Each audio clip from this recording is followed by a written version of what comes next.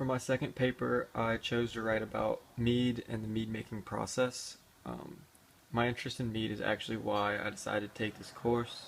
I thought beekeeping sounded interesting and I wanted a cheap way to get high quality mead, or high quality honey to put into mead. What is mead? Well, mead is wine made from honey. It is often thought of as the ancestor of all fermented drinks.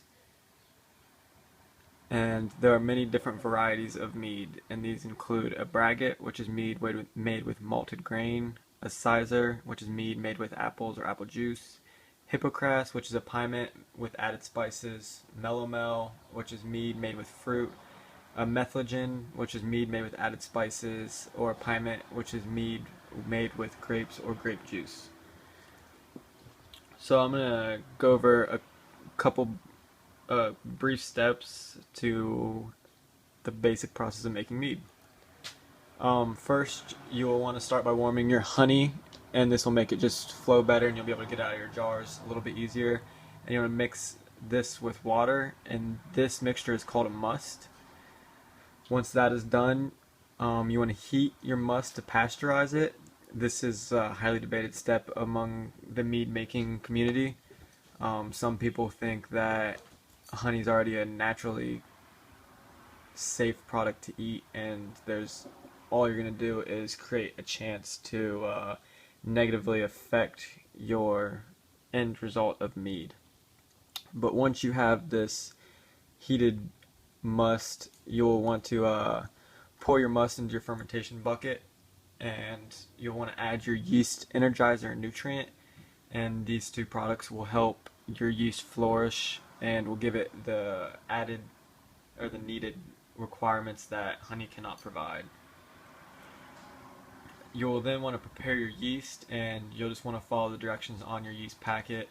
Generally, these directions are add it to warm water and wait 15 minutes, and this will allow your yeast to rehydrate and get going a little bit. Once this is done, you want to pitch your yeast into your must. Your must has to be cooler than 80 degrees Fahrenheit, otherwise it'll just kill your yeast and you're just going to have honey water. Once you've pitched your yeast into your must, you will want to vigorously stir your must to add air. This is the one time you actually do want to incorporate air. After this step, air will be your enemy and will negatively affect the quality of your end mead. But now the air will help the yeast flourish in these beginning stages. Once you've completed that, you want to attach the lid of your fermenter and also attach your fermentation lock. And then you'll want to wait. Once your fermentation is drastically slow, this normally takes about 2 to 4 weeks, it is time to rack, and this is the process of transferring your mead from your fermenter to a carboy, and this will really help filter out a lot of that spent yeast that is gathered on the bottom of your fermentation bucket. You're gonna wait, and this will take normally about a couple months, and really you want to wait until your mead is cleared and is not as cloudy, and you will not have seen signs in your fermentation lock of fermentation for about 2 weeks.